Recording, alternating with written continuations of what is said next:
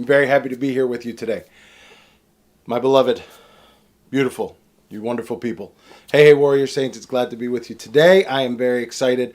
I'm actually not very excited. I'm actually a little bit annoyed. What is the point of making an appointment? All right, so I have an appointment scheduled for yesterday. And fine. Everything's exciting. Everything's going to be great. I'm looking forward to it.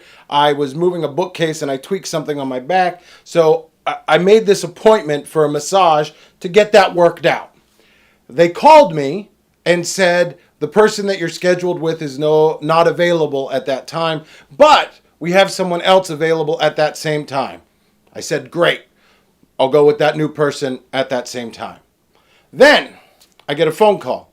The person you're scheduled with is no longer available, but we have someone else either at 5:30 or 8 p.m. So my appointment was scheduled for 1. They now need me to move it back to 5:30 or 8 p.m. Fine. I took the 8 p.m. I got a confirmation text. I got a confirmation email. I got multiple requests asking me, are you still going to make your appointment? Are you still going to make your appointment? Then 5 minutes the day of, after I got a text telling me to get ready for my appointment, I got a follow-up text. Your appointment is canceled.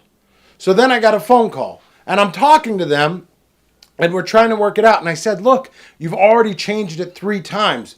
Like, if I reschedule, is this actually going to happen? And they told me, yeah, it's going to happen.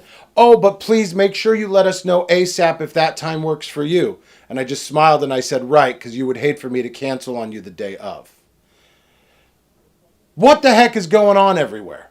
What matters at some point? Do our words matter? Do what we say and what we hold, does that matter? Are we actually people who are going to be men and women who honor our commitments? And if the expectation is that others honor their commitments, then what is our responsibility in that? Like, if I'm someone who flakes on them all the time, then I can understand you're going to flake on me. I do it to you. It's part of our relationship. But I'm not someone who flakes on you all the time.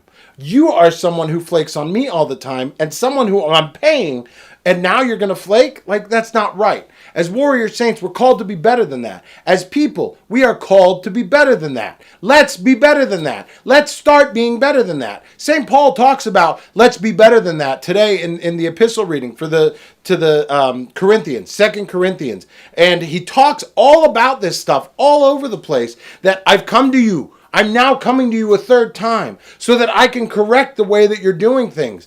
Be better. Everyone is just being exhorted to be better. In the Gospel of Matthew, in chapter 22, Christ has this long litany of things. I think it's 22. It's today's reading as well, where he's talking about the scribes and the Pharisees, and he calls them hypocrites, brood of vipers, all these different things. He's calling them to be better than that. It's time for you to be better. It's time for you to get on the way. And we want to help you. We want to help you through that process. Visit us, warriorsaints.org, and you too can be better than that. We'll be back again tomorrow with our Crucifixional live stream. Make sure you visit us, warriorsaints.org. Get that 2-part plan, the 2 steps. 1, understanding God's word, and 2, living God's word, so that you can get out there and be better. We'll see you tomorrow. Keep walking on the way of the warrior saint.